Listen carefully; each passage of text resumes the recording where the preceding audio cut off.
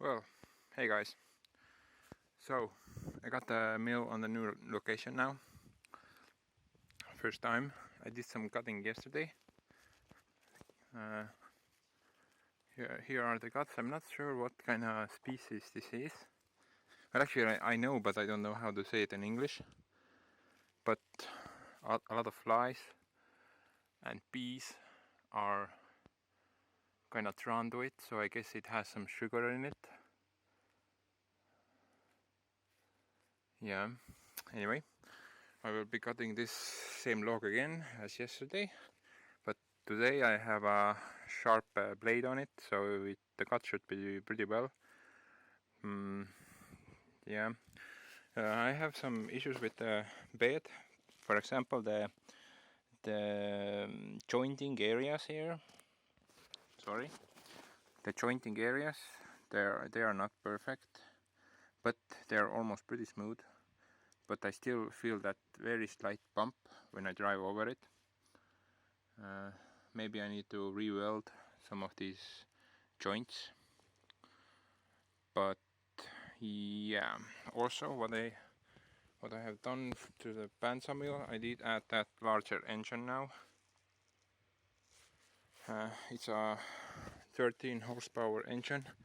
That's around 10 kilowatts or something, and it produces exactly 2 times the horsepower than the last engine. What else I did add? Oh yeah, I added these plastic blocks here, so the bandsaw blade kinda drives into them, and I think they kinda help to hold the bandsaw blade from going any further. Because one time when the blade was really dull and I kept pushing it, the blade just jumped over the bearing and kinda grinded against the nuts back here. So that pretty much destroyed the blade. So I added this couple of blocks here, so I think they will prevent the blade from going over the edge. Yeah, so let's see how this bed now, new bed is. It's exactly 11 meters long, so I can cut a log that is at least 9.5 meters long, because the bandsaw itself takes away some space. And I need some boards to cut facade on the back, on the sides, and also a little bit on the front, so that the sun doesn't kinda eat away my tires, because then I can park it right there and it will cover the bandsaw with from the sun. So yeah, let's see how this kinda goes.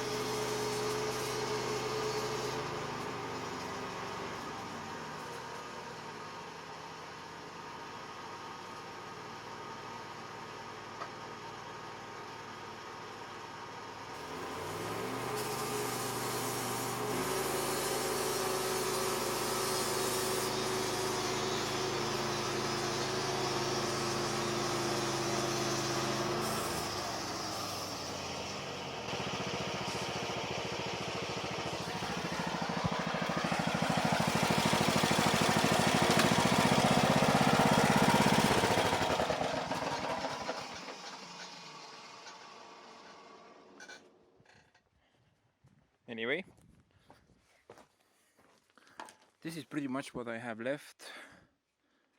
I have to follow a certain number combination to ensure that the final cut won't be a failure. So the final cut will be between 4 and 4.5 millimeters. This right now it looks like 4. So I can't go any lower because I will be hitting this, and then it's kinda bye-bye blade. But yeah, that's not gonna happen, hopefully. So if I'm cutting boards, then I'm just gonna follow a certain pattern. For example, I chose a 11 centimeter top cut, and then went down by 2 centimeters each time. So I ended up with 2 centimeter boards each time, and the final cut will be like 4 up to 4.5 centimeters, hopefully, on each side. Crap. Looks pretty straightforward, I think. No thickness variation, but I think the board has already bent slightly. It's fresh wood, so it tends to do that, I think. Or my eye is fooling me, I don't know.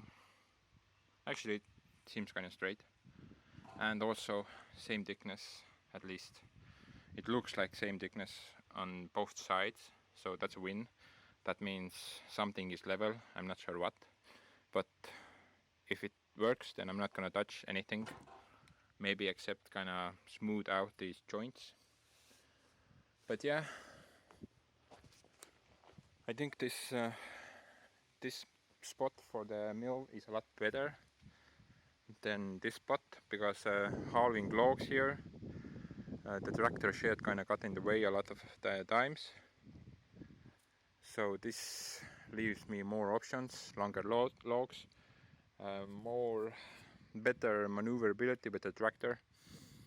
And yeah, I'm not gonna cut a lot of lumber in the summertime because it's hot as hell right now. It's like usual temperature is around 25 to 30 degrees Celsius. I'm not sure what that is in Fahrenheit, but yeah, I'm gonna leave the cutting to the winter time so I don't risk overheating the gasoline engine. But yeah, thanks for watching right now, and I hope you enjoyed. And yeah, bye.